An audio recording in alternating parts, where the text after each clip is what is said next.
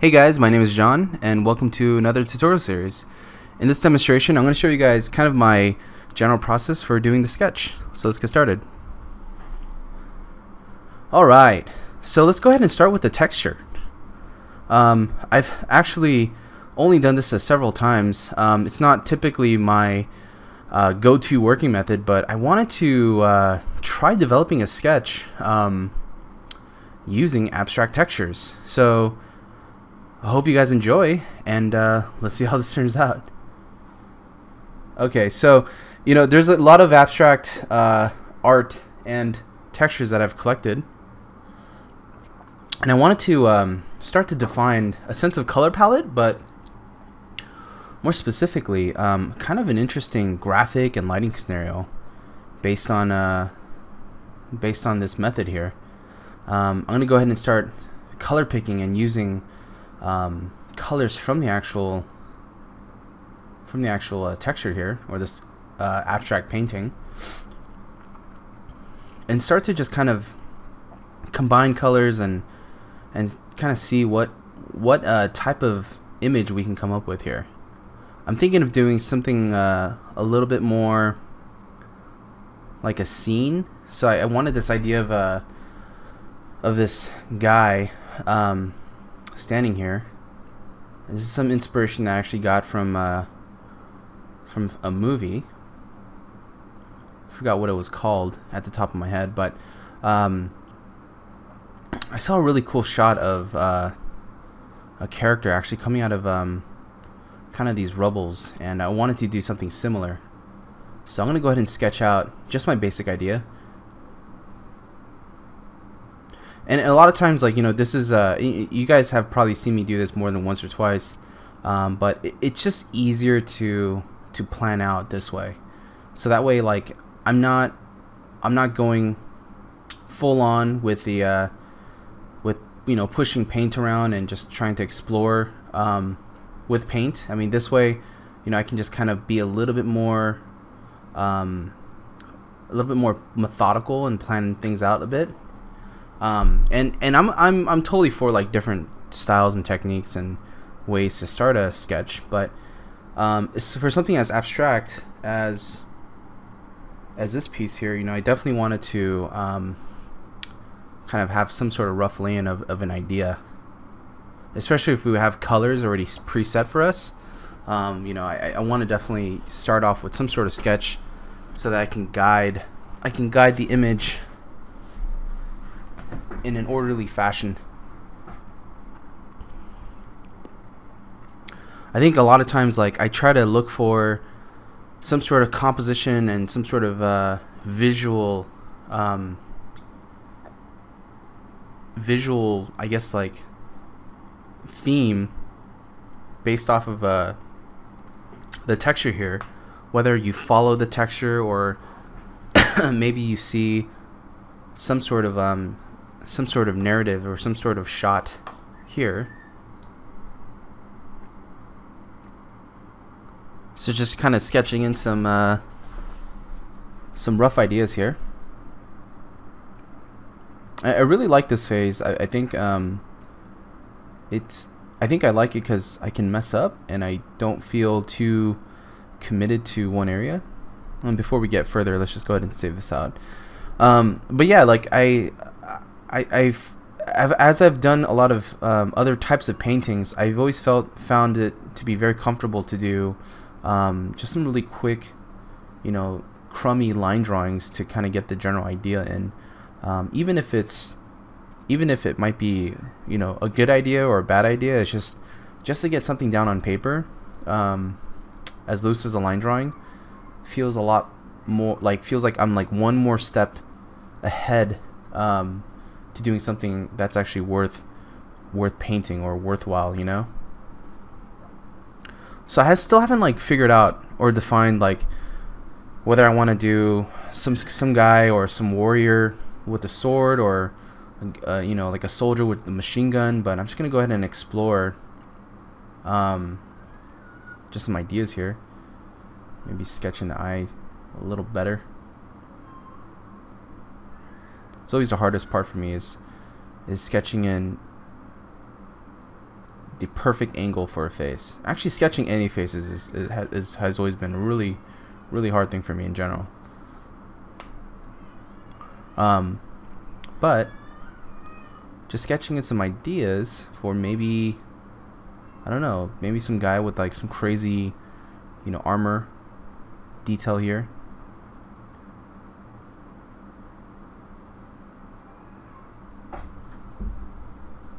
Something.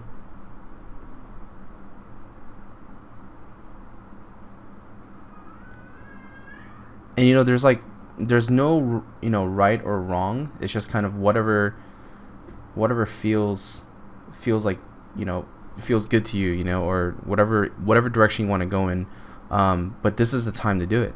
Is try to establish a good pose, or a good workable design, a good, you know, narrative or storytelling structure at this point, to make this, you know, worth painting. Because I mean, all we really have is literally some abstract weird background, and you know, a start of a sketch. So there's not much to lose here, you know, only a couple minutes in. And you know, I'm not gonna feel bad if you know, I abandon this thing.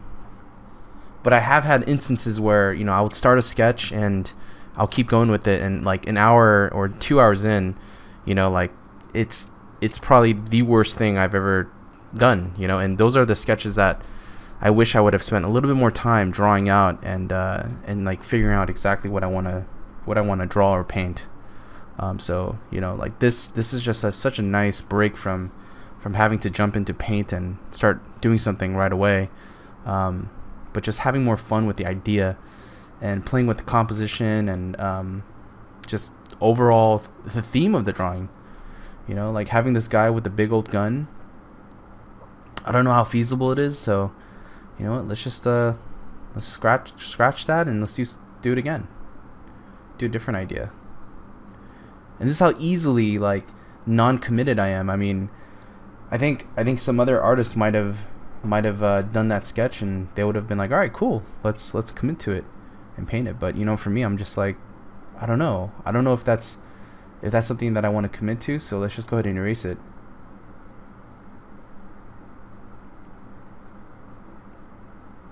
Again, I think there's it's about, the moral of this isn't about like, oh, you know, how to be badass or how to be overly confident about your artwork, but it's more about learning to kind of let go, and not feeling too tied down to your image, you know, especially at this phase, you know. And I know I have a huge gallery of, or a decent sized gallery of, like drawing a bunch of cowboys. So I thought that might be kind of cool. Like, what if I, instead of like some crazy dude with a gun, like some sci-fi dude with a gun, what if I just drew some more cowboys? Something might be cool to do, like, you know,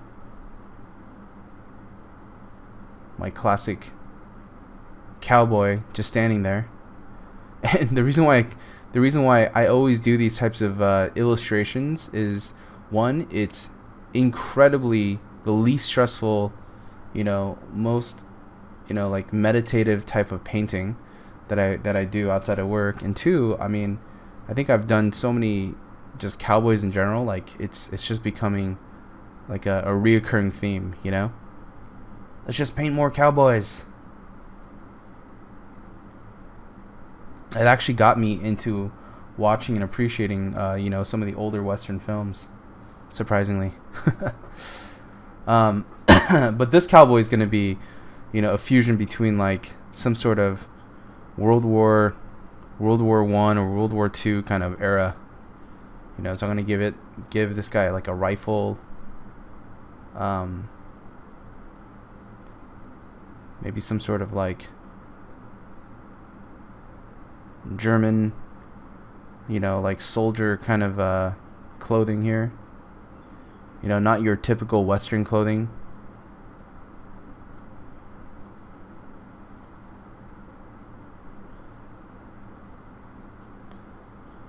sketching kind of like the large handlebar mustaches.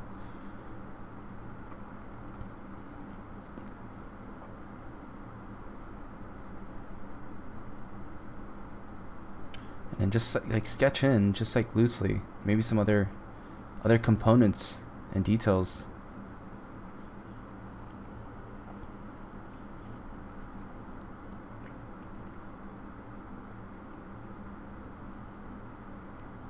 And honestly, at this phase, it's kind of like, you know, there's a lot of things that I'm trying to establish here outside of just only design or anything like that. It's just, you know, the basic things, kind of like, oh, gesture, maybe anatomy, maybe the angle of the foot or the leg, making sure that that looks right, you know? Like, I don't know if that looks right or if it looks too cheesy, or maybe I should have the foot back more. I don't know, let's go ahead and flip this, see how it looks. See, I don't know if that looks good, I don't know. So let's go ahead and, you know, might want to change it up a little bit. Let me just crop this out and just move it up forward. But yeah, I mean, like, one of the things that I found about, you know, sketching, especially figures, is nailing the pose is such a hard task. I mean, I think I have to do probably 20 to 40 sketches, you know, and it's a really random number, but I feel like I have to do so many sketches before I have a decent pose to kind of to complete the painting, you know, because the pose of the character can either has to feel perfectly right, or it can feel completely wrong, you know, even down to the face, the angle of the face, everything, the gesture of the arms and all that stuff. So, you know, it's really my lack of not having had much figure drawing experience, you know, and kind of loosely basing it off of you know, other photography that I've seen or, you know, referenced heavily. But you know, like just getting that right narrative pose and trying to make it feel a little bit more naturalistic is so tricky, you know. So I mean, I don't want to bore you guys and have you guys watch me paint this part for hours, or try to figure this out part for hours. So I'm gonna go ahead and commit to this, and if there's any other adjustments, you know, we're gonna try to make those changes a little bit later. So gonna do the quick pseudo kind of like underpainting silhouette, where I'm gonna basically blocking the entire figure with this yellow here, this yellow tone, and it just kind of allows me to see the entire figure a lot better. But more importantly, it allows me to kind of have a nice underlay structure for the actual figure here.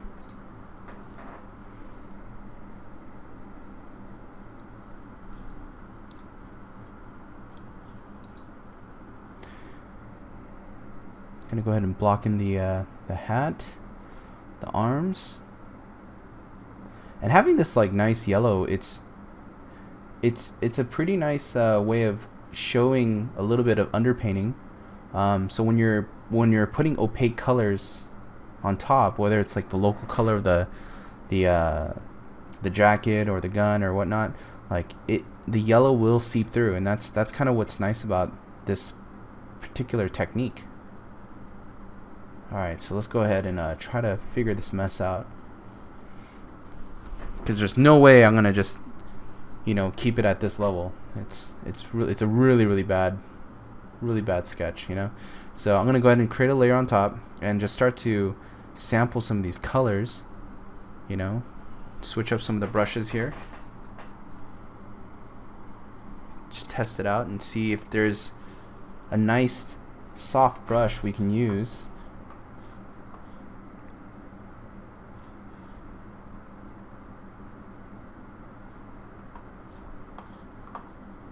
I'm gonna get this going and just start like simplifying some of this stuff, you know. But I don't want to completely obliterate or destroy any of the abstract painting that I have behind.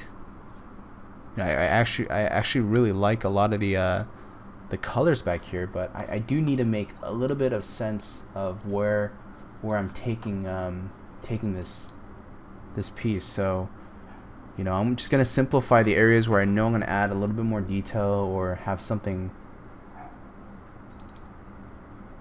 there. And the areas where I can leave it abstract is if there's a simple wall, or if I know I'm not gonna have much detail, then I can definitely utilize the abstract colors. But if there's something that for sure you're gonna put some detail, then let's try to block in something there really quickly so that we can stay on track.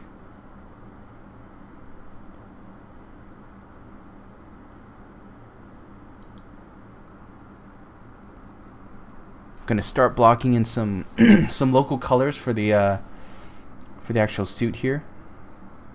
I'm thinking of this kind of like nice greenish tone.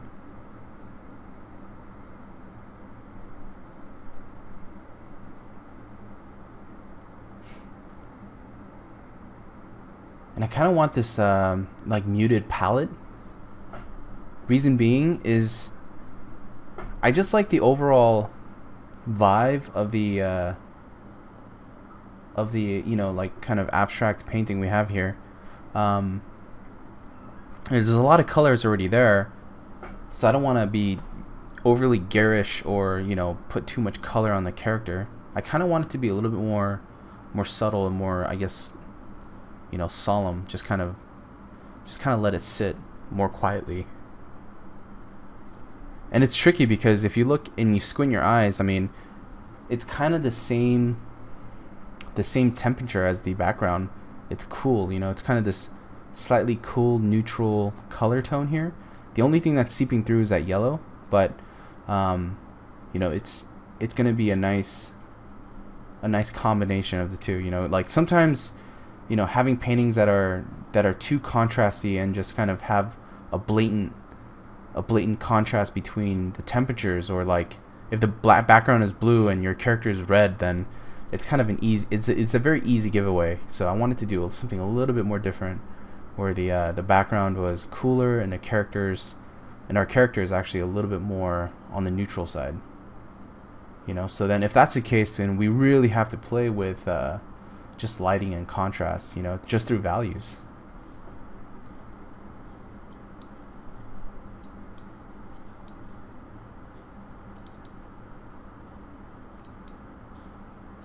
And I think the biggest challenge for me here is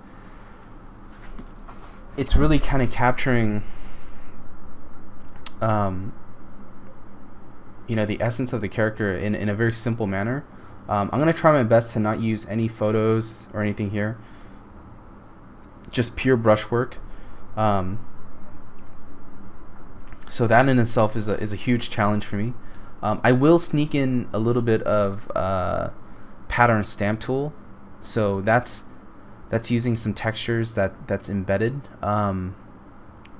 under the clone brush, but I'm going to use it just purely to help amplify some colors. But in terms of photo textures, I'm going to try to stay away from using any photo textures, and just let it be a pure painting practice. Mainly focusing on just shapes, my marks, the color choices, keeping focused on just making sure that we can still create a sense of contrast.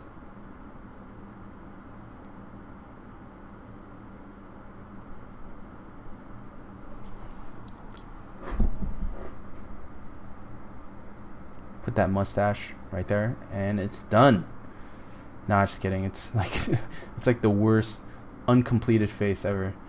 All right, so let's go ahead and make some adjustments on this.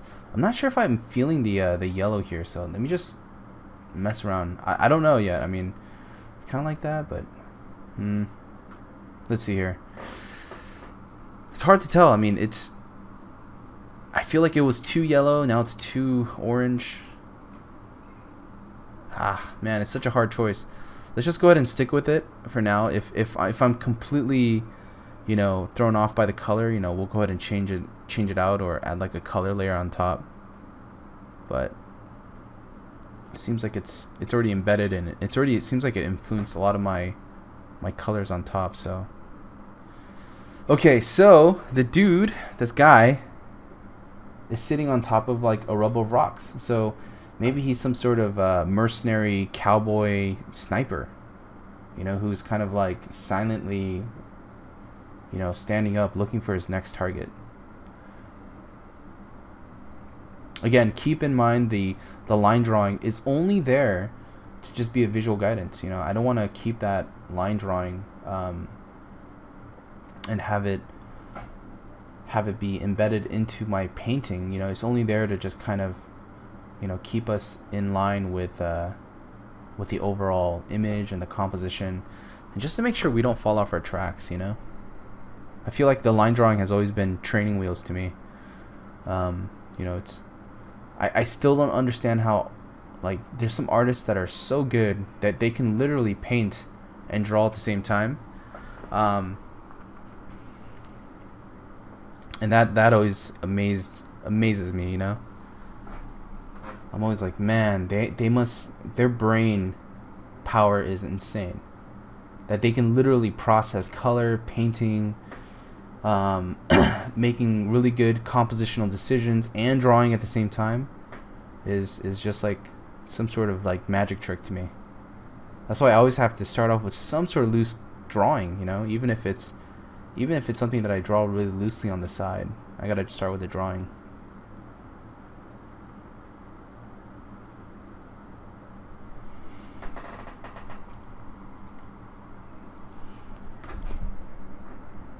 Let's go ahead and knock the color down a little bit.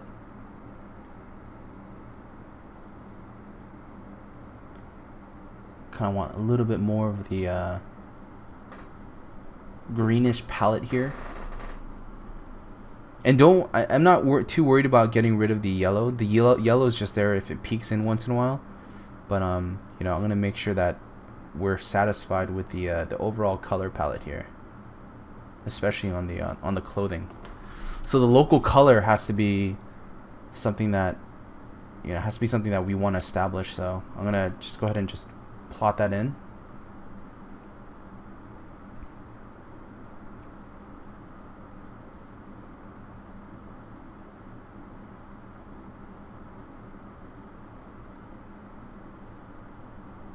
And this is going to be a simple sketch, you know. It's again, it's part of my practice sketch warm-up series, you know. Outside of doing the day-to-day, like, you know, crazy concept art paintings, you know, for work and for TV, games, movies, and stuff like that. This is something that I like to do just daily basis, you know. Before I get into the actual work, you know, just spend like an hour or so before you get into the studio, or before you get to working on your real stuff. You know, just take a moment to do some nice you know, quick sketches.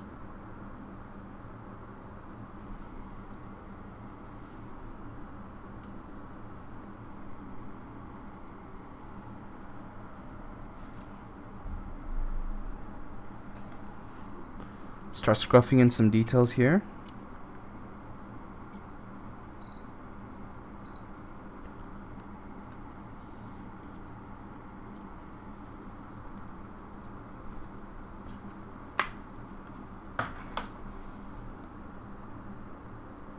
And then I'm going to start applying a little bit of a different material here. Maybe like the inside of the coat or something.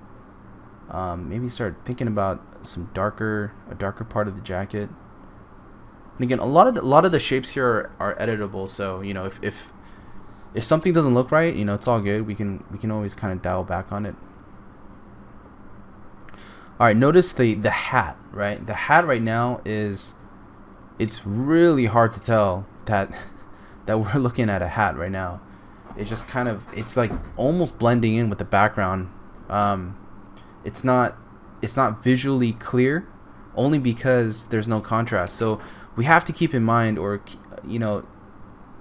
think about two things. One, we have to add lighting to the character, or we have to add lighting to the background to really pop out the character. So that's something that we're gonna just have to keep in mind and think about. I'm most likely gonna probably add lighting to the background, so we can really pop out the character. So I kind of want the character to be a little bit more, in shadow, if that makes sense. I mean, I kind of want a little bit of that slight mysterious, look. Instead of completely backlighting him, I'm gonna add a little bit of light source that's hitting the back behind him, and it's gonna indirectly backlight the character. So let's go ahead and use some of our pattern stamp tool. This is awesome. So I'm gonna show you guys how to create these tools in a short tutorial at the end of this video. But basically, this is an awesome mode that's underneath the clone brush, and I'm just painting with textures just to get some color. Look at all the colors that we're getting here already. It's such a nice way to embed and just kind of get some color variations, by just kind of messing with this mode, by pure accident. Let's go ahead and carve down the shoulders here a little bit.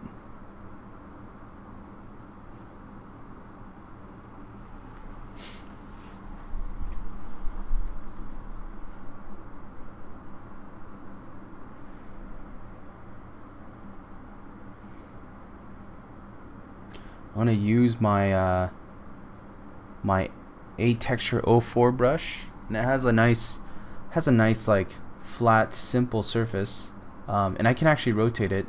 I'm using what's called a Wacom art pen, and it has a embedded mode that you can actually rotate and tilt the brush. So be sure to check that out. It's called the Wacom art pen. But I'm gonna use this to kind of help simplify my planes, meaning like my light side, my dark side. And also, you can really get some nice little edges here. Thinking, maybe that's not.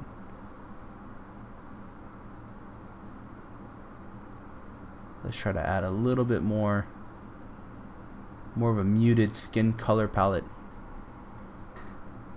So I don't want this guy to be like too warm, meaning the skin tone.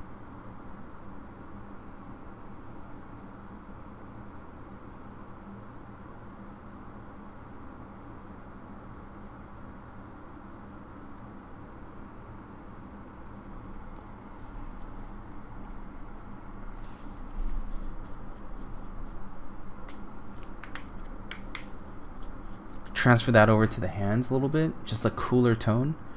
Maybe add a little bit of a brighter value. Again, the skin tone is going to be cooler because this guy is in shadow, so a lot of the colors that are going to appear warm are actually going to be a little bit cooler. So I got to keep that in mind when I paint the jacket. Like the top surface is going to receive a little bit of that skylight. Let's go ahead and kind of refine some of the shapes here. Maybe just start indicating the eye.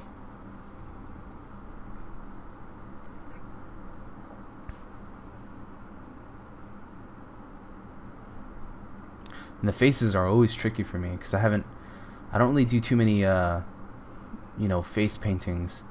But it's hard to capture the the right look for the face without over rendering it or having it being anatomically incorrect, because I always mess up on the faces. So I gotta take my time and just really figure out, like, okay, well, here's the nose, here's the eyes, and it's like, shit, doesn't look like a human, it looks like a pig, man, or some like deformed looking creature, And I feel like painting characters and and you guys may disagree with me, but I feel like if you don't draw or paint characters, it's easy to, you know, forget how to draw them. You know, it's kind of like you can easily lose touch. I don't know why. I always felt that way about painting characters. Let's go ahead and paint the mustache here.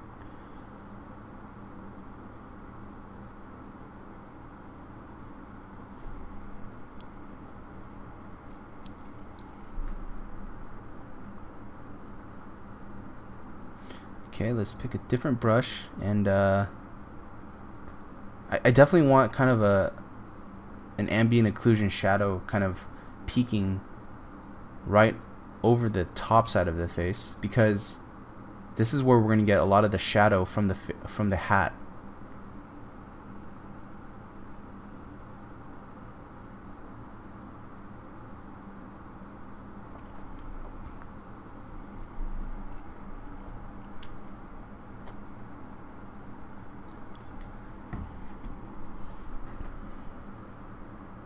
And I kind of want like a soft shadow here, but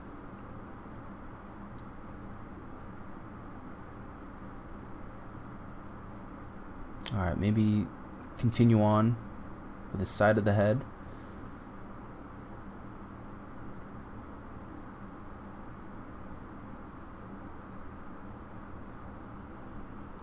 Side of the face here.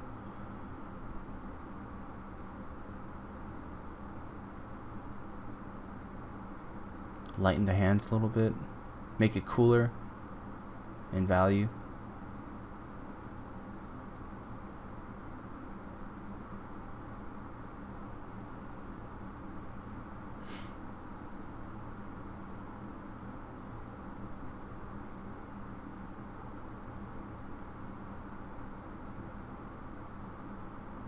Add some more darker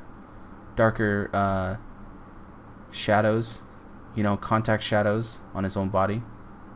So this is where I'm going to start adding a little bit more contrast, and start thinking about form as we're starting to kind of, you know, really give a little bit more shape to the character here.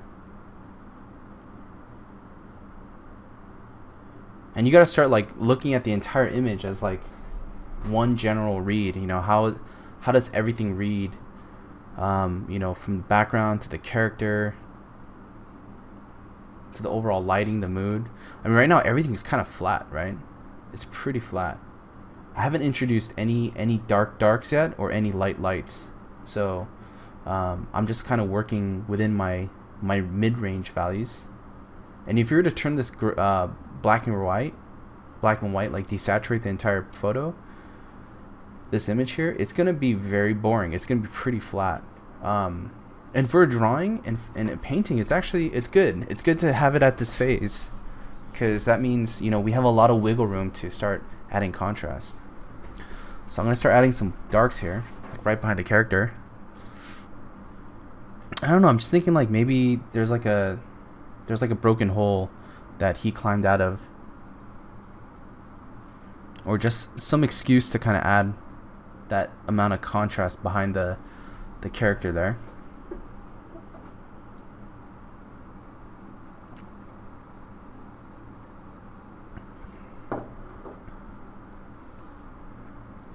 Maybe there's like an opening, but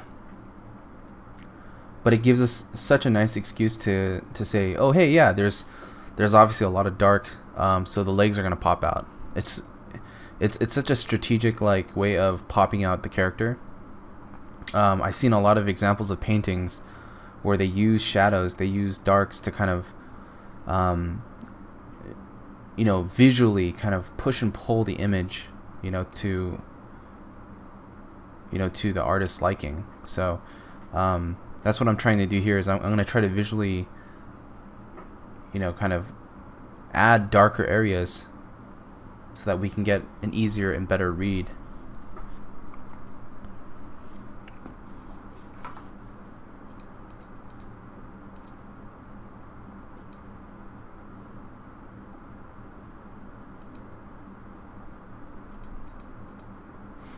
Okay, we're about 35 minutes into the sketch here. And again, if there's any questions, feel free to email me. Yeah, there's I mean, working this way is it's slow, you know? I'm not gonna lie, it's incredibly slow. And you guys might think, well, 30 minutes, I mean, to do a sketch, that's not too slow. But if you guys are used to working with photos or with 3D, you know, working in this manner can be a very, very slow process. So everything has its place, where things are just generally slower than other things. And working in just using painting and a sketch on top, a lot of decisions that are being made is just purely through color. It's just purely through color and figuring out, you know, what's the best way to create contrast, figuring out, you know, shapes, and that's kind of what I'm dealing with right now. You know, so you guys probably won't see as much change, and it's just me constantly trying to try different methods of creating contrast and interesting focal points and focal areas. So I'm gonna add trying to add like light and darker areas using the lightest or the brightest part of our image here.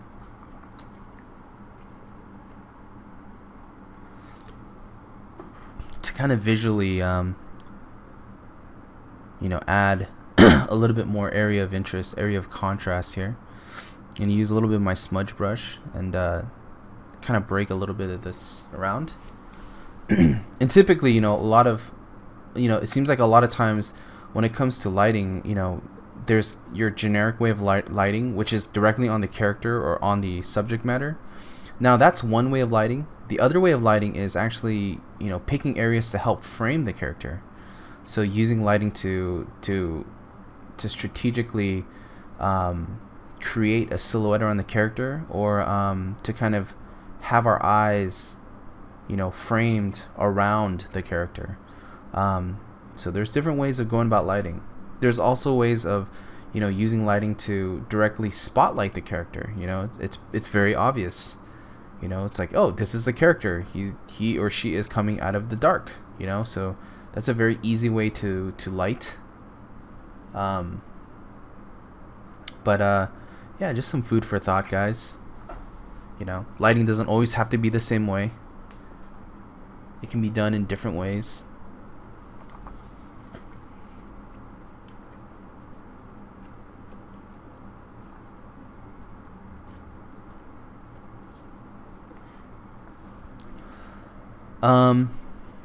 Let's see here. At this point, I'm still struggling with the face. I mean, that face was definitely kicking my ass. I just couldn't get the expression that I wanted, and just the colors and the shapes were just so off. I was like, oh man, maybe it looks better without a mustache. Maybe it looks better with the mustache. Maybe the eyes are too high, the eyes are too low, and maybe the side profile is not right. And so it was a huge struggle for me. I mean, I was constantly not, you know, confident. I was not confident about the way the face looked. It just didn't have the right feel that I was going for, you know. And it's maybe it's just me. Maybe it's just something that I'm obsessing over. But I was just not content with it. And here's the thing, guys. If you're not content with something, whether it's a gesture or lighting or for me, for example, the face, right? Try to work through those problems, because those problems will always linger. They will always stick around, and they will always be there to haunt your dreams, man. They're gonna be there to haunt and follow and shadow your every single painting move. And I got extremely annoyed, you know, when I was just like, dude, I cannot draw faces to save my life. Like, what's going on, man? Like, I just could not draw faces. And so you know, I made it a point after, you know, I was like, you know what, after this painting, I'm gonna do nothing but draw faces, so I never have this problem. But it's one of those things where, you know, it's very easy to identify and know your weaknesses, and I'm sure I can find a ton of issues wrong with this painting already, and know where my weaknesses lie. But one of the ones that stood out to me and gave me a lot of trouble was definitely the face. The face was a huge weakness. The second one is definitely the hands. Honestly, I can just be like the entire body was a weakness, but the hands was a huge struggle too, just to kind of get it to read correctly and not have it read in a generic fashion was a tricky one for me. And I can go down the list, you know, and just completely beat my own painting up. But yeah, I mean, it's one of those things. So you know, these types of paintings, even though that they're not as committed as doing commercial work, you know, it's nice to identify, like, okay, I gotta work on this next. I gotta continue to work on this so that I don't run into this problem the next time around. You know, even if it's something that's completely, you know, out of range, like let's say, oh, I want to get better at color. You know, maybe that can be the next focus for your paintings, is purely focus on color or composition or whatever that may be. But I knew that the face was a tricky one for me, because I was like, you know, getting that angle and getting it to read and having it be indicated in that light was such a pain in the ass, you know. I was like, man, why can't I do this right? Like, and you think to yourself, you're like, oh man, but I've painted so many times and I painted so many things just like it. But you know what? Probably not. You know, probably not like this though, and not in this instance. And that's one of the things that art will do to you. It'll catch you off guard.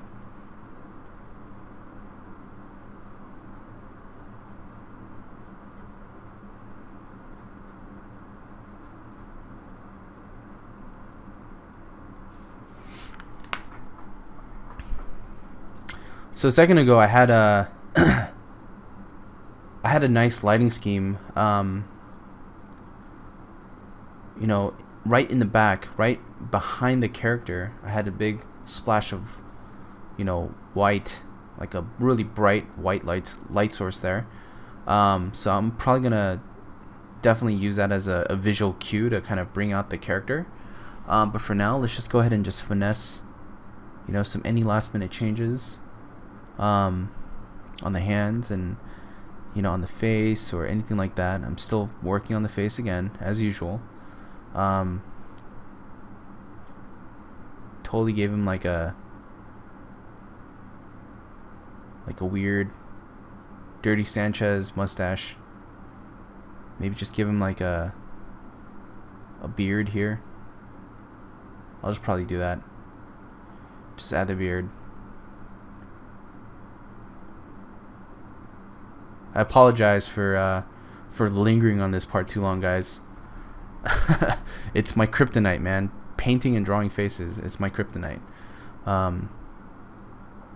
You know, like I literally fall apart. It's kind of like, you know, you tell me to draw a robot, then I'll be like, all right, I got this. And then the moment you're like, all right, draw the guy's face that's standing next to the robot, and suddenly I'm like, I don't know how to draw or paint anything. I'm like, no, and I'll just start crumbling, you know, and produce like the worst piece of artwork ever.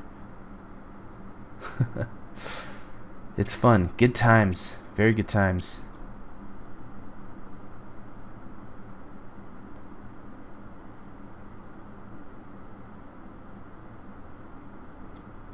One of the other things, one of the other artists I was looking at was Mead Schaefer and Cornwell, Dean Cornwell.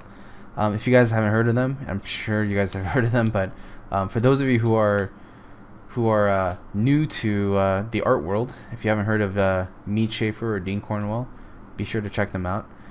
They are classical artists who were just amazing, and they just did the most phenomenal, you know, character illustrations, just depicting so much emotion, so much story. Just, it was amazing. And And a lot of this kind of moment here, it was definitely something that, you know, I was inspired by from their work. You know, like I kind of wanted that really, you know, somber, like not in your face kind of moment, and just have the image sit still a little bit, and kind of let the storytelling, you know, just happen, you know, just through the use of color, use of pose, the use of using lighting, but in a different way, in a way that I normally don't use lighting, and just try to find strategic ways to kind of really kind of drive the image. So I'm thinking like, okay, if the lighting is hitting here, right, everything but the character, right, where could the lighting, where else could the lighting possibly hit, you know? So I'm like, all right, well, let's bring it down here. Let's try to refine the shapes a little bit. And what's nice is like now I can finally see the characters, you know, the silhouette of the character, you know, and the edge of the character, and see if it's like, if it's looking okay.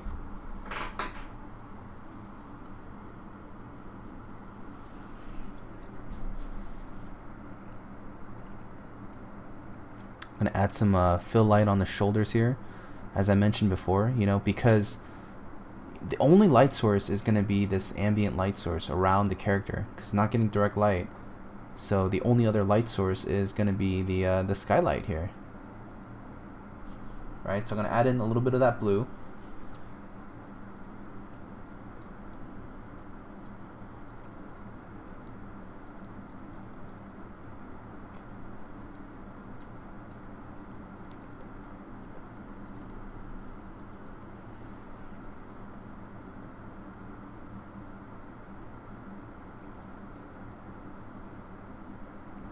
All right, time to finally zoom in. So you notice as we zoom in, it's literally the worst thing, right? I mean, it is so beyond loose, man. It's actually quite embarrassing.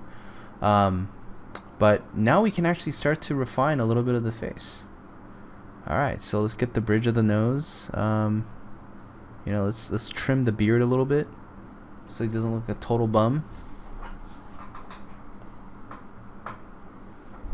Let's give a little edge lighting on this little garment here, and maybe put some patterns.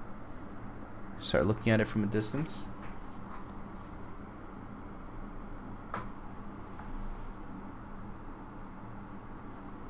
Round out the shape, and now that I have that light against dark, I can really see the silhouette of the character. So I'm gonna definitely add a little bit more punch to this. Let's add a pattern stamp tool, and just add just a little bit more pop here. So I'm gonna just place it right here. Just add more contrast, more texture, just some more visual excitement here. Notice how exciting it got. It's not. It's actually just, you know, it just adds a lot of variation. So that's kind of the reason why I love using the pattern stamp tool. Alright, let's go ahead and break this edge up a little bit here.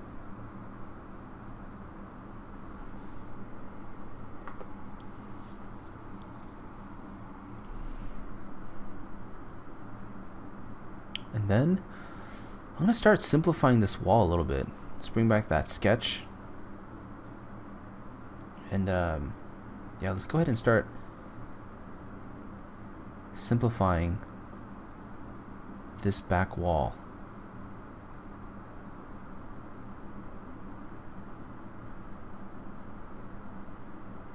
And again, it's tempting to go in there and lasso tool everything and trying to make everything perfect, but I'm trying to not lasso tool and make all the edges mega clean, because I want to be able to retain a little bit of that painterliness. So I'm gonna make a mark here just of the reflective wall. You know, it's reflecting the wall right there. So, and I'm just gonna leave it like that. Okay, it sounds crazy, but you know, I need to. I'm gonna try to just let go and not try to obsess over every single bit of the painting. So this is a huge thing that I'm trusting in my own ability to make sure that I can make this work. So it's either going to be an epic fail or it's either going to be okay, you know. So I'm going to definitely try to shoot for the okay method. I know it sounds depressing as shit, right? When I'm like, it's either going to be really great, or, I mean, it's either going to be really, really bad, or it's going to just be it's going to be okay. It's just going to be mediocre. But you see there, it's like, it's kind of like if the painting ever comes together here, those marks will actually mean something. It'll mean that, you know, it was meant to be that loose. It was purposely, you know, painted to indicate and not to be over rendered. And that's kind of what I wanted for this painting, you know.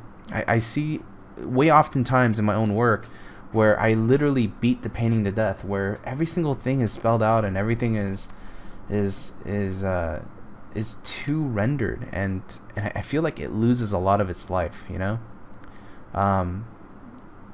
And that's just me. That's just my take on it. I don't know if you guys agree, but for me, you know, when I see things that are way overly rendered, it's great and it looks beautiful, but it just loses that freedom, you know. It's kind of like there's not much interpretive areas of interpretation.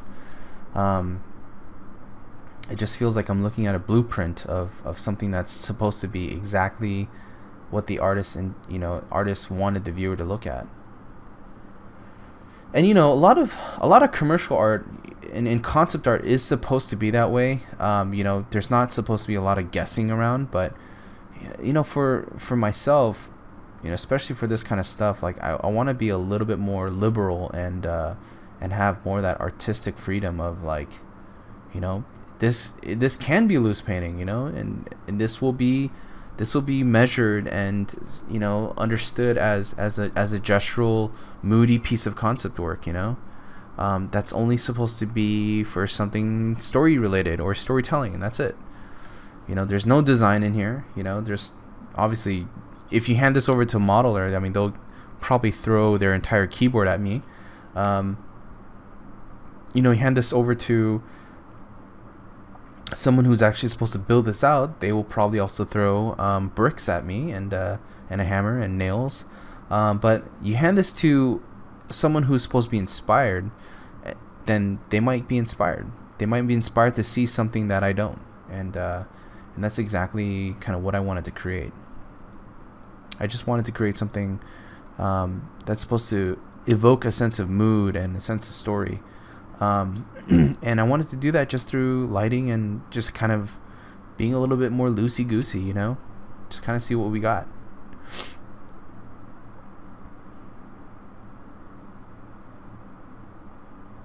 So picking some of my darker values here, and I'm going to start grouping things so that the image has an area to, you know, kind of settle down on, you know, like what it means to group.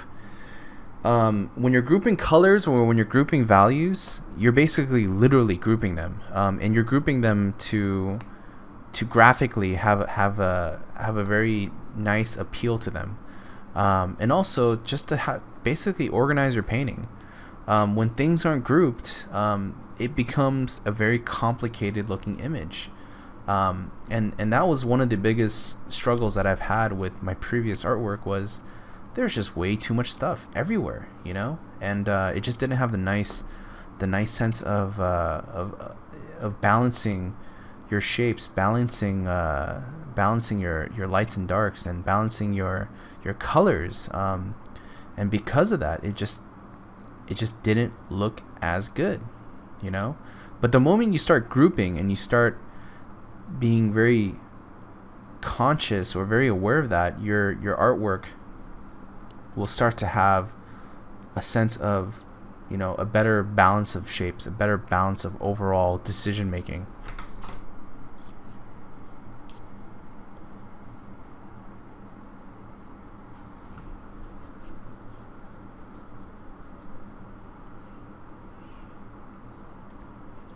It's kind of like I remember seeing a flock of birds flying, and this is totally sidetracked, and I do apologize, but when you see a flock of bird flying,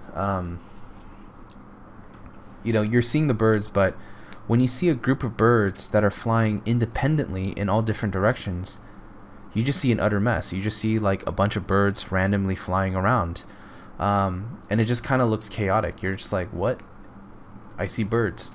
What's going on? Like, why are they flying around like that? But when you see a bird, like, you know, ducks, and you see a huge massive mass or group of birds flying in one direction, you start to see a herd. You know, you start to see a migration, and that is so much visually, it's so much easier to follow and to understand than a bunch of birds just flying in all crazy directions. And I know it's hard to understand like how I'm relaying that back to artwork, but that's how I feel like when things aren't grouped and it's just all over the place. It like we literally have to sit there and try to comprehend what the hell we are freaking looking at, right? And that's what I mean by like when things aren't grouped. You're just kind of like, okay, whoa, shit, there's light here, there's light here, there's light here. Wait, there's flowers here and flowers here, and there's more flowers over here. Like, what's going on? But when things are grouped, you start to understand that there's a rhythm, right? There's kind of a nice balancing act, you know?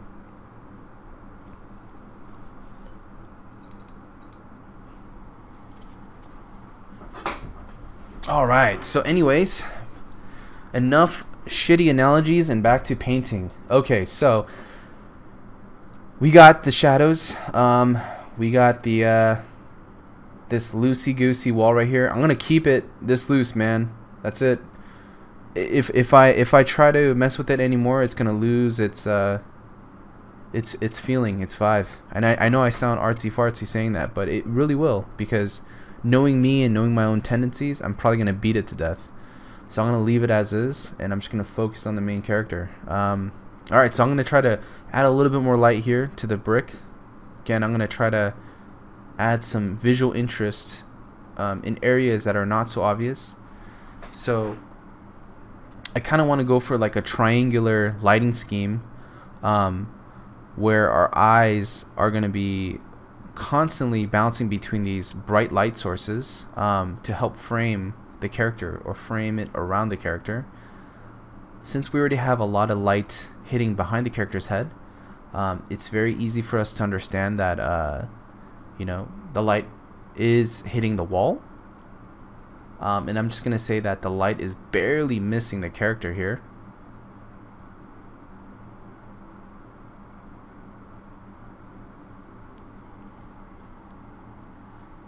Indicate some shadow.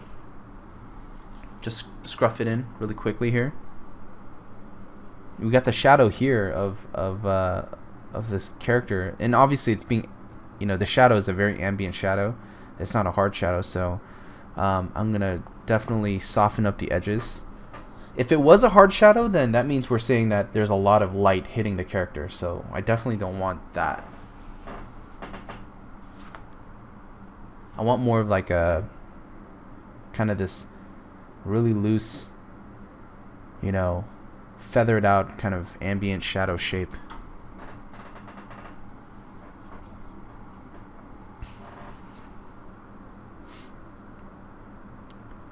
Darken this area here. I'm gonna darken and maybe just a little peak of light right in between.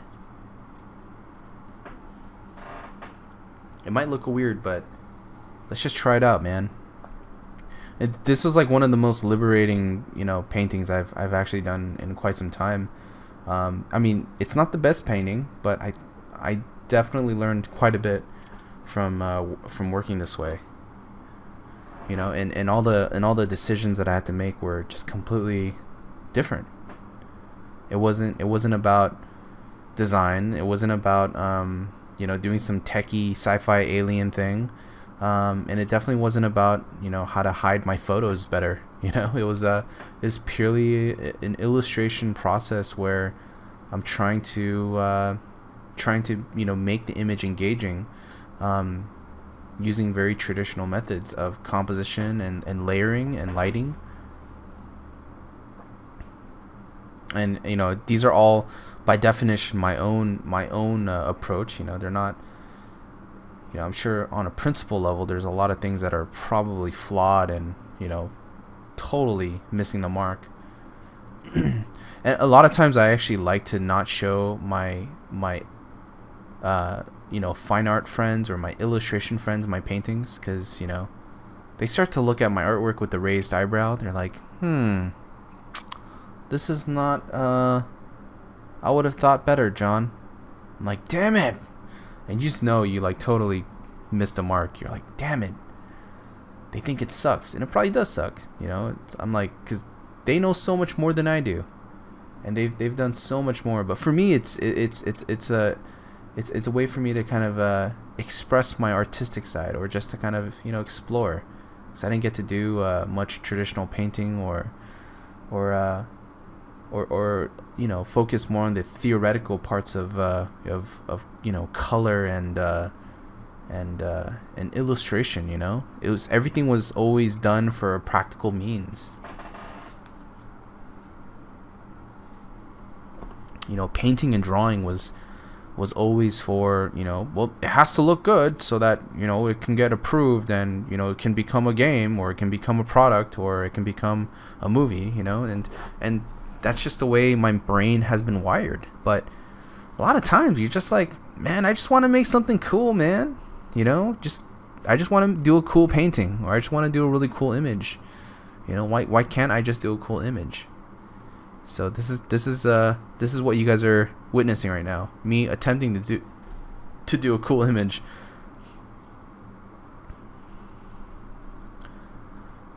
All right. So zoom out. Let's just kind of look at everything. I still feel like I need just some more darker shapes here. Let's just pull it up. I don't know. Maybe just a big dark line. Kind of looks weird. Oh, that wasn't too bad. Maybe just a darker, just right above, right below the pouch there. I definitely know that I need a little bit more contrast on the characters still, so I want to keep that in mind. And this type of painting, I have a lot of lost edges. Meaning, if you look at the character right now, the only thing that's incredibly silhouetted is the head, right? Because of the amount of contrast, right? Now, where it gets lost edge is, look at the legs, dude. No feet. This guy literally has no feet. But that is my my approach, or my reasoning for why, okay, well, there is a lost edge. And the reason why I wanted to have a lost edge is so that, you know, our brain is not totally you know, being or having its hand held.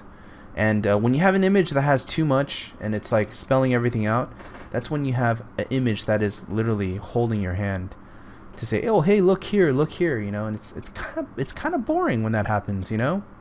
It gets a bit boring. So the goal here was to it's just to have those moments of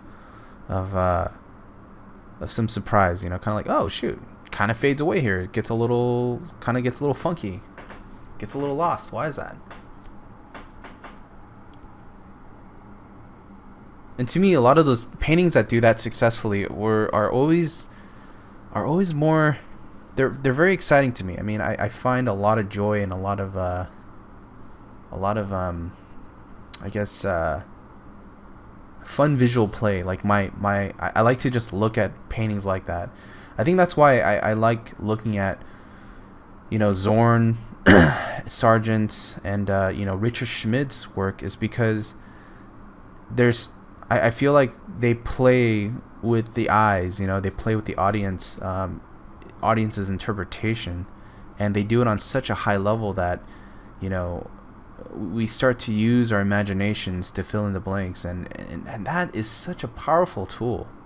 You know, it's almost like going to the movies and not seeing, you know, the monster, but you know that there's a monster, right? I mean, if you watch horror movies and you get scared from not quite seeing the monster, or seeing the ghost, or whatever movie you're watching, that's when it's scary, because your brain literally starts filling in the details. You're like, holy shit, I thought I saw something scary, but you didn't see anything. You probably didn't see anything. And And I feel like really good paintings kind of emote or can do that to us. You know, we start to see or imagine things that are actually not really represented. It's just our own interpretation of it.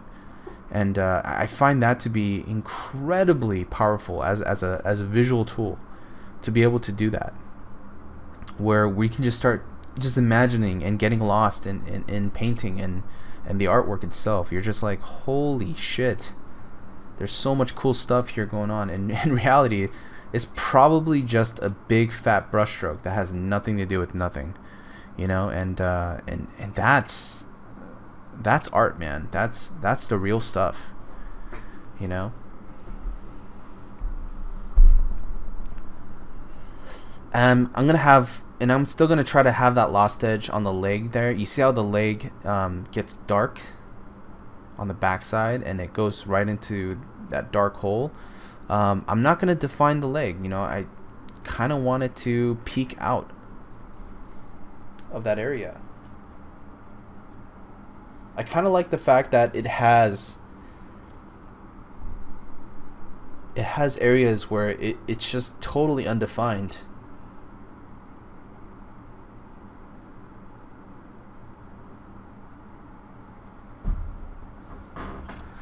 Also, another way of doing or controlling lost edges is not necessarily through value, and you can see just as I'm illustrating the gun here, look at how the barrel just completely gets lost, right? And it peeks right back out. And that's what I mean by lost edge is, you know, a lot of lost edges, you know, happen through color and value, but a lot of lost edges can actually happen through literally the edge of an actual painting, meaning like, you know, a blurry or fuzzy edge. So you see, if you notice the shadow that's behind the character, that is a lost edge. It's just a blurry edge, right? It's not a completely lost edge, meaning like where you literally can't see the fine line, but it's a blurry edge. You know, it's not crisp, it's not sharp, but that is also considered a lost edge. And I just want to point that out because it took me literally years to understand that concept. And when I used to do a lot of paintings, I would actually go in on top and just start blurring things out and just being like, oh yeah, there's a lost edge here, there's a lost edges here, there's lost edges everywhere, and it just becomes an utter mess. It just gets really, really bad, you know. And we don't want to do that. We want to understand why we do certain things, and not just thinking that we're doing the right thing, but we're guessing the entire time. We don't want to do that.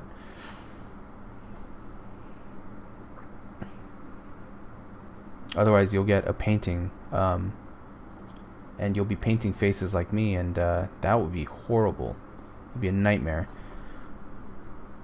All right, so let's go ahead and add a little bit more to this background here, and I'm just gonna loosely suggest some building details. Thinking maybe some sort of like just tower. I liked how it was actually you know, loose before, meaning like it was kind of undefined, and I kind of want that slightly undefined feeling or that impression. So I'm gonna go ahead and just kind of scribble in some loose details,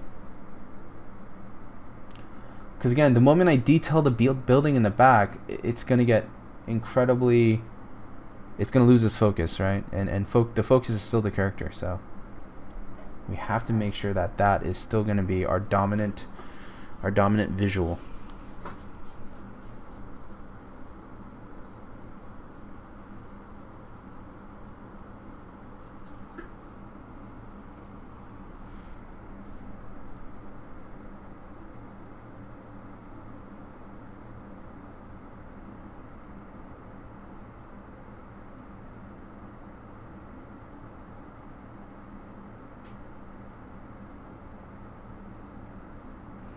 Alright, let's go ahead and add some different shapes here. I might just crop into this image too. I don't know how I feel about it being too far out, but let's just go ahead and just try to add some looser indications here. I mean, and it's crummy. If you guys examine exactly the architectural sketch that I'm doing here, I mean, it's by no means is it good. So I'm gonna crop into it a little bit, because I don't think we need that much sky. You know, I really don't.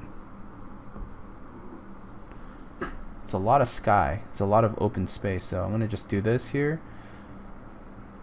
Loosely indicate some shapes in the background.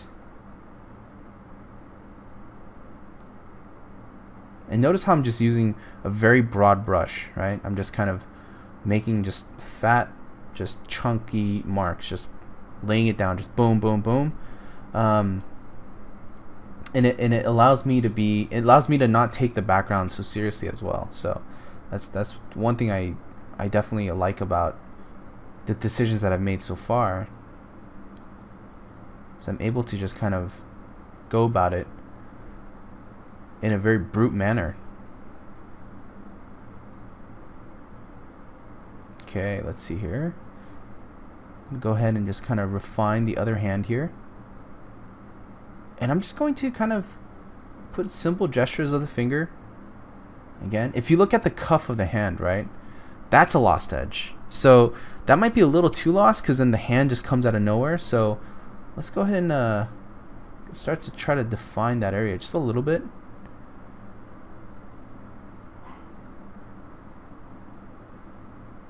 Okay, I'm actually going to define the other hand just a tad bit more.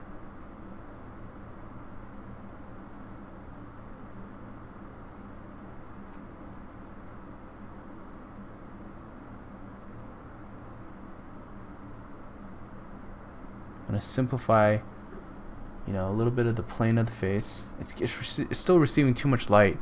I feel like the guy actually has, you know, really high cheekbones. So I'm just trying to darken it down a little bit. Darken down the face.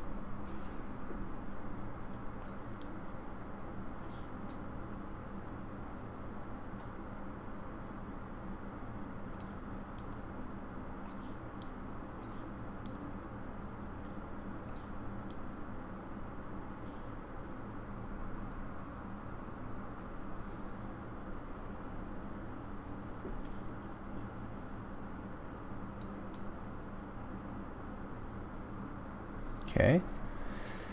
All right.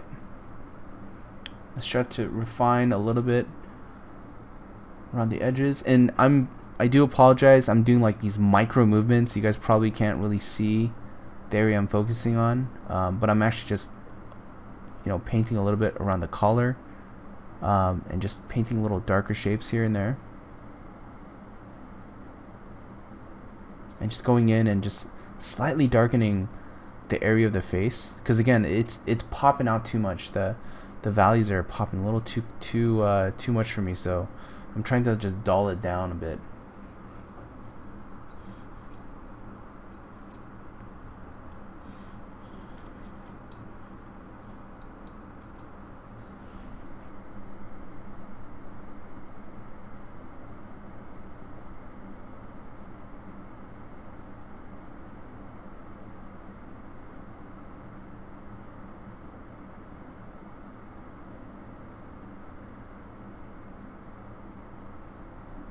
So that's just some more light here by the sleeve, or the bottom side of the clothing here.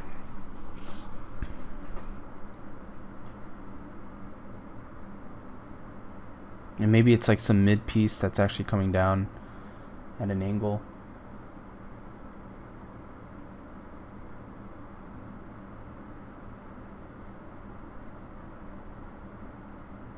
Let's get rid of this line. Just have something a bit more cleaner.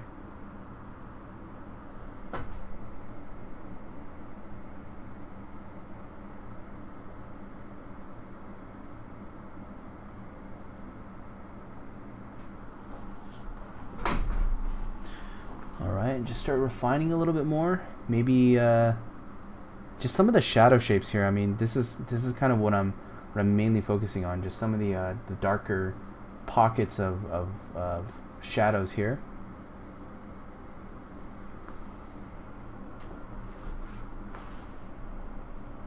And just even like the crease of the pant leg, just let it kind of vignette in. The feet here.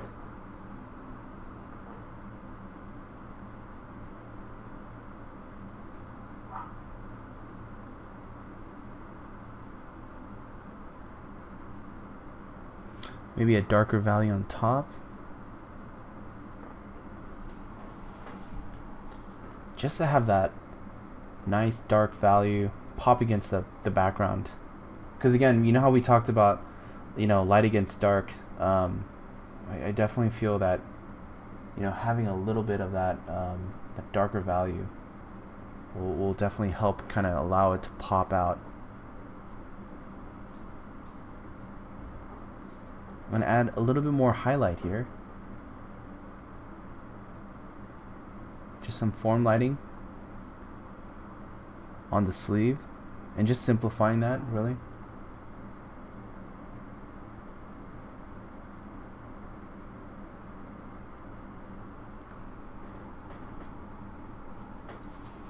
Alright, so we are about an hour and 16 minutes in.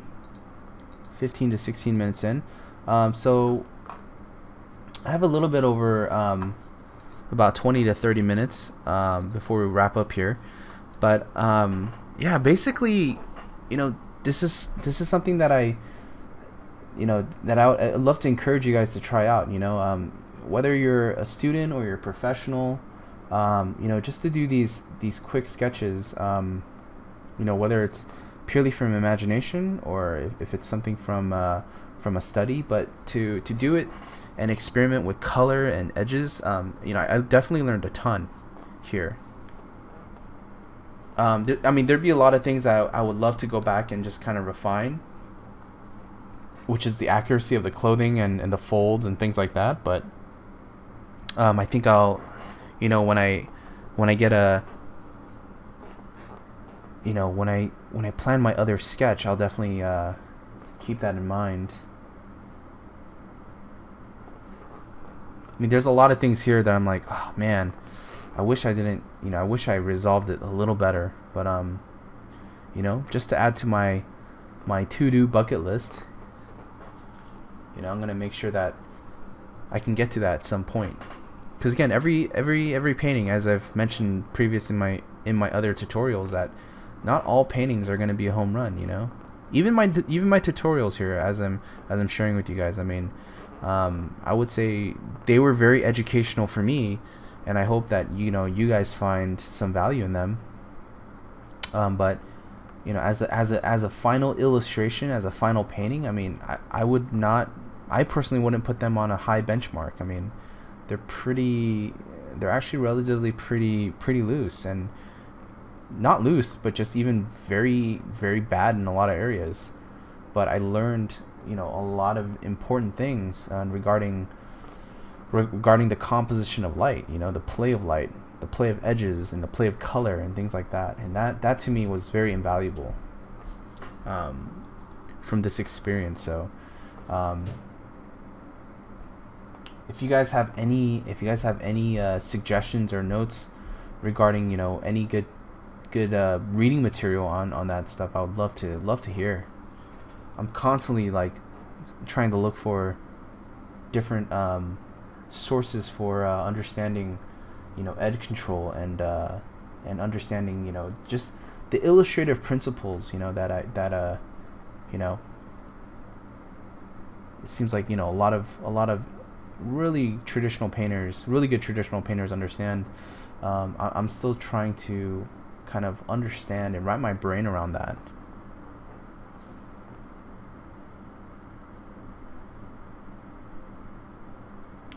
Alright, let's go and add a little bit more bounce light here. Little bounce rim light underneath the gun.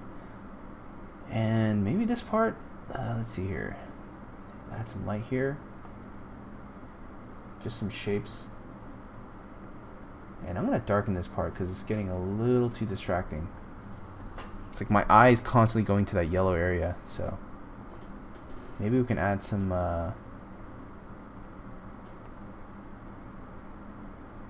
alright, cool. let's see here. What if we added some like nice big foreground piece just to kind of help frame it, because it's looking a bit empty on the left side. So I'm gonna just pick some colors within the composition. I'm sifting through and I'm using my my pattern stamp tool.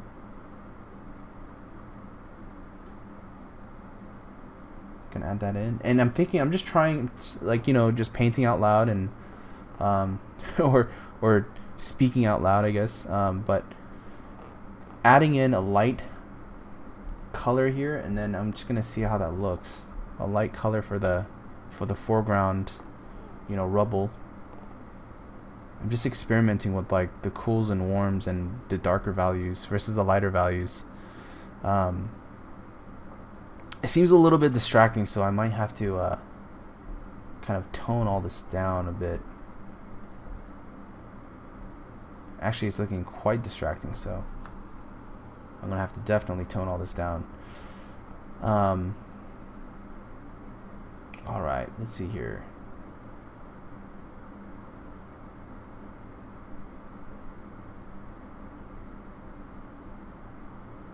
I'm gonna add a little bit of a soft edge right there in that shadow, because again, that shadow was reading as a hard line, so that can be incredibly distracting.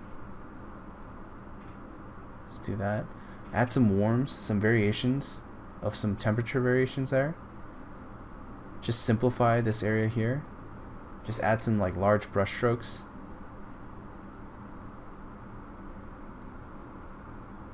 Add some cools here in the shadow.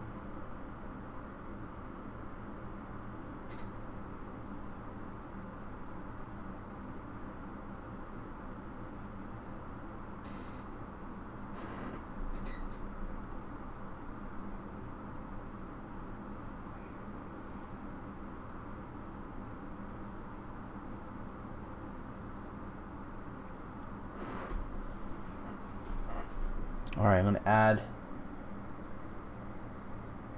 gonna scruff in some detail here, just with the texture brush. Maybe a little bit more ambient shadow right in the corner.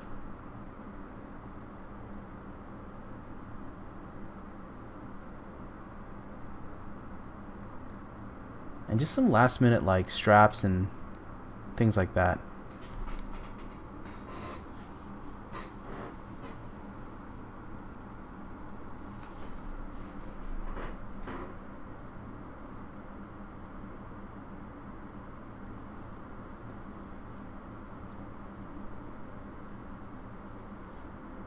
Alright, just do a little rotate. And already we can see some areas that we need to adjust. So I'm just gonna fix that.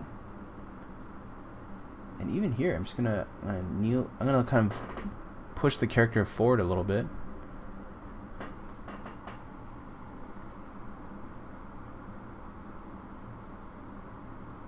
And just kind of darken and edit some things here.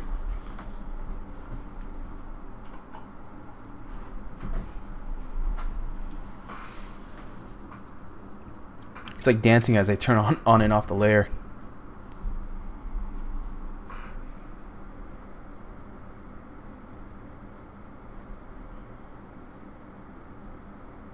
Gonna break a little bit of that edge on the shadow detail. Just a little bit, not too much, because I do like what I have. Rotate it back, flip it back just to see what we had.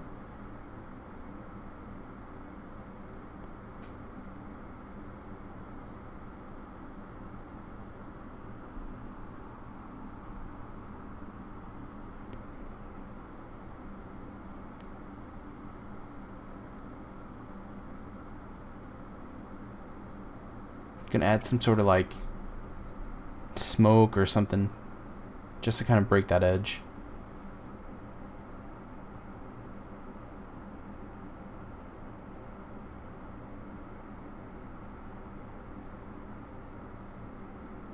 Maybe add like another, like a tower with like a little spire or something here, or some sort of antenna peeking out.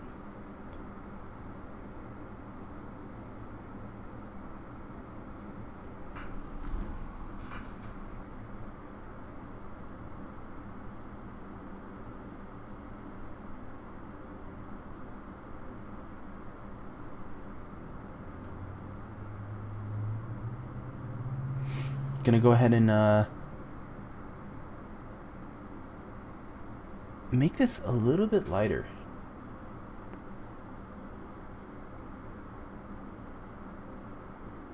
And I actually magic wand the selection here. It's a great way to kind of make, you know, large selections if you want to select like a wall or something. It's just really nice to kind of you know, paint paint an area without having to lasso or do anything like that.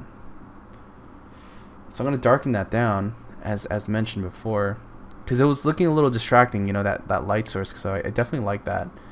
I'm just gonna simplify this so our eyes are still kind of encased in the area of light.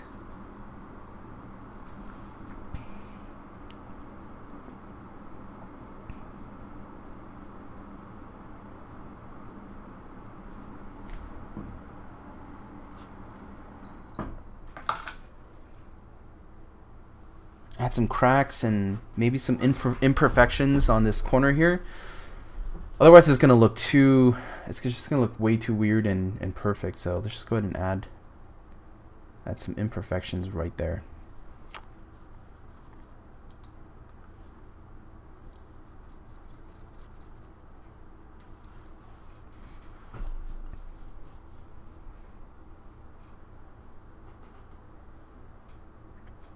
All right. Slowly but surely, you know, it's gonna come together, you know, slowly but surely. There's still a lot of things, you know, as I'm painting this, I'm just like, man, what am I doing? But again, if you can just kind of just keep sticking with what you feel is your gut instinct, you know, you can definitely can power through and make some really good decisions. I think if there's anything that was a struggle for me, it was just getting the foreshortening of the legs to read properly, and also definitely the side plane of the face. You know, to get the expression of the face, you know, not being a bit being ambiently lit, and also just the anatomy of it was really tricky for me. But yeah, so I'm gonna go ahead and grab just a abstract texture here. Let's go ahead and import this in, and just I'm gonna kind of put it here and just test it out. Usually soft light is pretty good. It kind of has a nice subtle texture to it. Soft light is good. Also, another one that's pretty good is overlay, but I like to just kind of use it in just subtle moments, like, you know, not over the top, just kind of paint it in and erase it out and just let it kind of just be hinted in. It can get overdone really quickly.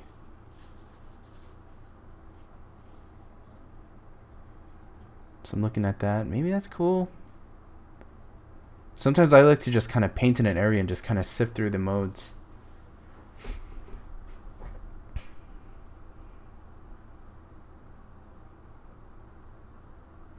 I don't think it's good. We'll just delete it. Let's put it over here. Might be worthwhile having it in this area. Just gonna dial back a little bit. Honestly, using these textures, it's nice if you have a simple plain wall and you need just a little bit more variety. You know, it will give you just a little bit more flair, a little bit more flavor to what you already have, you know. And it's really just that 10%, just that little bit. That's all I wanted right there.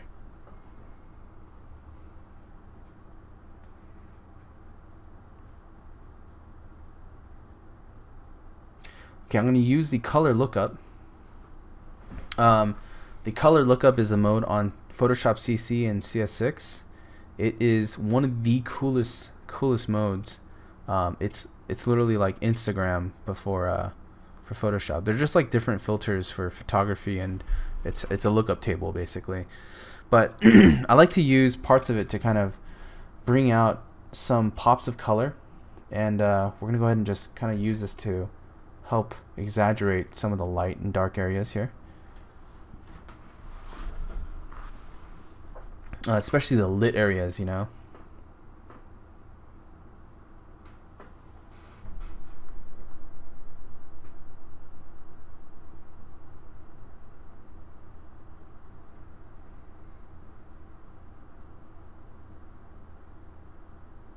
Adding just a little bit of light here, just testing it out and see how it looks. It might not necessarily be the best case, so I'm just gonna kind of erase away at those areas.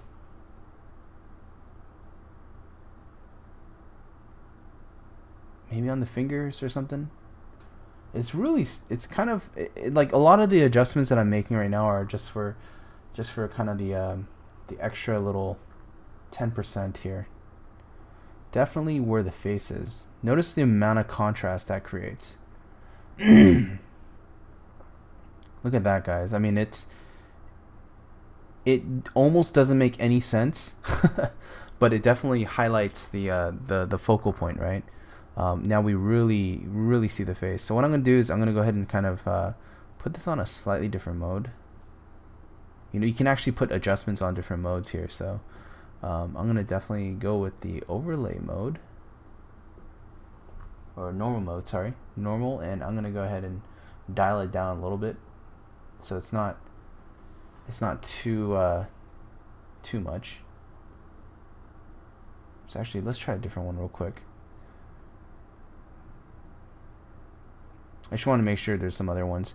You know, this is it's a really nice little variation to have, you know, when doing this. You can get quite a bit of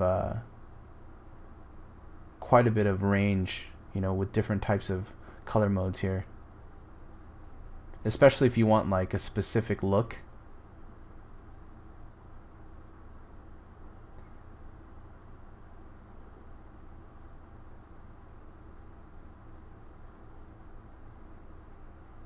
It's like I created like 20 different paintings. Let's try this one here. This one has the right amount of contrast. It wasn't too blown out, so I'm gonna just kiss it in just in the right areas. Using a soft brush here, and just gonna add a little bit of contrast. But you can see like already it's really popping out that image, right? Again, I want to make sure I'm being selective with it. It can get really strong really quickly. So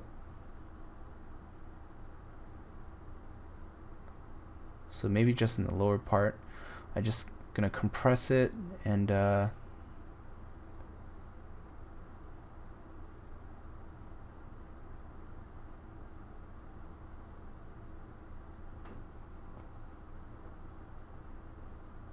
make some quick little adjustments here.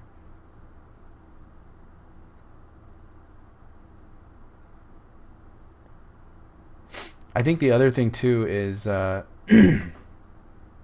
as we're refining and painting, you know, there's a lot of tiny little things that I'm doing here. Going to my pattern stamp, and I'm just adding and thinking about, you know, what if I added a little bit more color here? So I'm using the magic wand tool here to just kind of give a little bit more variety. And again, this is like the 10% that I was telling you about. It's a little tiny bits of spice, or just around right amount of salt and pepper that you add. That's gonna really give it a unique taste and a really unique flavor. So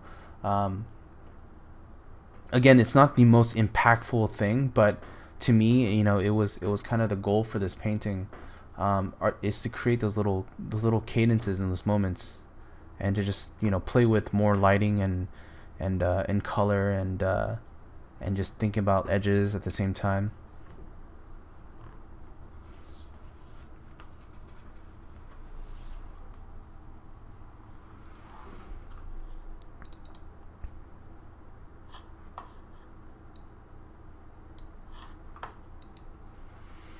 All right, let's continue to just kind of refine some of these areas here. And I do apologize, this is mega boring. I mean, it's like micro movements here. But I will say this. I mean, even with the smallest decisions, I mean, it's all the little tiny things that I'm editing. Adding little bits of trim, or little bits of like lighter values, and darkening things down. Adding a little bit of rim light here onto the top of the hat. These are all the little tiny little details that really make up the painting towards the very tail end. and I feel like painting really goes in 3 major phases. One being the establishment, is where you're literally trying to establish the composition and the overall idea, right? That's where we started with the line drawing and all that stuff.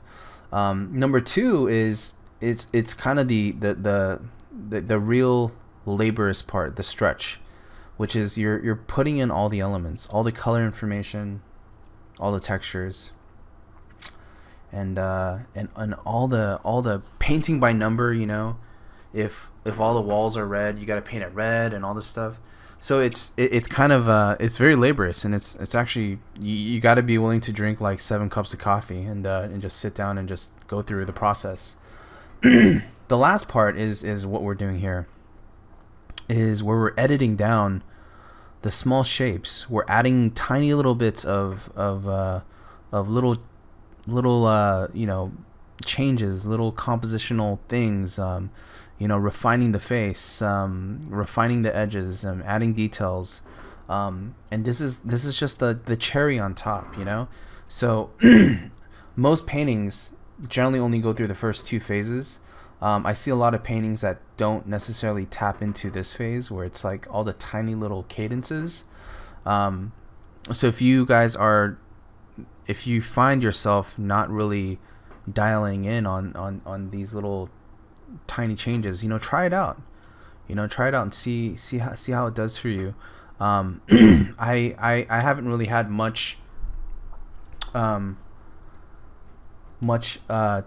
to do these little changes, and I didn't really see the value of it for a while, until I started just noodling in on one of my own pieces. And I found it to be very, very insightful. I found it to kind of refine and add a lot of complexity to my own piece. Adding little things like, oh well, maybe the reflected light. Just even adding like the reflected light here on the brick, right? Adding reflected light here on the shoe, and just refining the edges here, and adding just that little reflected rim light on the foot here. Makes a huge difference, if you're paying attention to those things, and like simplifying and smudging out some of the brush details. All these little things start to kind of stack and carry over, and really make a huge impact. But again, this is the last phase, and with that said, I am basically wrapping up here. I'm just gonna add maybe another texture or 2, another little random texture here. And by no means, I found a lot of these textures online, or I scavenged through different paintings, and from like traditional paintings to like my own really poor paintings, and I just used the corners of them and just made these little patterns, and they're just really there for just quick embedding of the texture. It's not like you know, it's supposed to change and make the painting 100 times better. It's just a subtle thing, you know. It's not even mandatory, but you know, for me, this process is something that kind of gets me excited about, you know,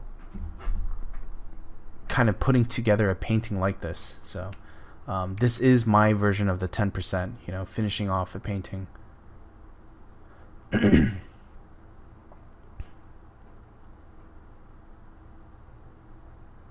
Just darkening and dialing back and making just the subtle changes here. Alright, well guys, that pretty much is the entire process for this sketch. I hope you guys enjoyed. Let me know if you guys have any questions, and you can email me at jp4johnpark@gmail.com. And thanks again for watching, and feel free to tune in on this last portion of the you know, of how to make pattern stamps, and it's a very fun technique. You know, I highly recommend everyone trying it out. You know, you'll get quite a bit of variations and some really cool moments happening in your artwork. And just to finish it off, let's just do the sharpen tool, you know, classic sharpen tool, and we'll call it donezo. Thanks guys, I will see you in the next one. Hey guys, so I just want to show you guys kind of the process of creating textures when I'm using the pattern stamp tool. So what the pattern stamp tool is, basically it's underneath the clone stamp, and all you do is you hold it down, and it will actually come with very default settings here.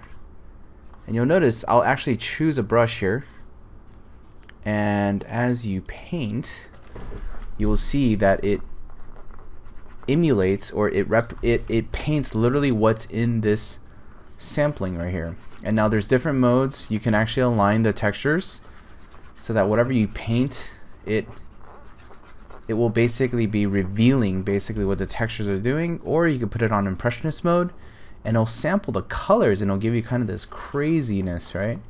So this is something that I use, and what I like to do is I always like to use my own textures. I'm going to bring up a little set here so you guys can see. And I like to import textures that I found, either, you know, things online that's ambiguous enough, or things that I've made, or I've scanned in. And I like using various textures for various reasons, because it gives you so much variety of shapes, color, and just grittiness. So this is something that I love to have you guys just try out, and I like to just create a bunch of textures in here, just kind of bring them in. And some of it can be really low res, it can be really high res, it doesn't really matter. It's just as long as the texture is cool, and it works for you. And a lot of times, if you have things like, you know, text here, you can always kind of blend it out. But what's great about this is that I can now import this into my pattern stamp mode. So the way you do that is you go into the layer, you go into edit, and you go define pattern. It's going to ask you to name the pattern. You can call it like green, and let's go ahead and do another one. Define pattern, brown, and let's do another one right here. Define pattern, and we'll call this one blue. Okay, so we have 3 different distinct patterns that we've kind of imported here. And I'm going to go to my pattern stamp here, and you'll notice that there's 3 basically thumbnails that popped up here, and I'm literally painting with this. Now if you take it out of impressionist mode and paint, notice how I'm painting literally the pattern that I imported. This is just a lazy man's tool of importing patterns without having to drag it into your scene, but it's great to paint just to get a little bit of color and just some variety, especially when you're drawing and you're painting, as you've seen in my previous demos, where we have an object here or a character of some sort, and you want to import the pattern. A great way to kind of get some color, some variety, and just instant textures. So this is a great little tool that I've been utilizing in all the demos. And yeah, I hope you enjoyed the rest of the demo. Thanks.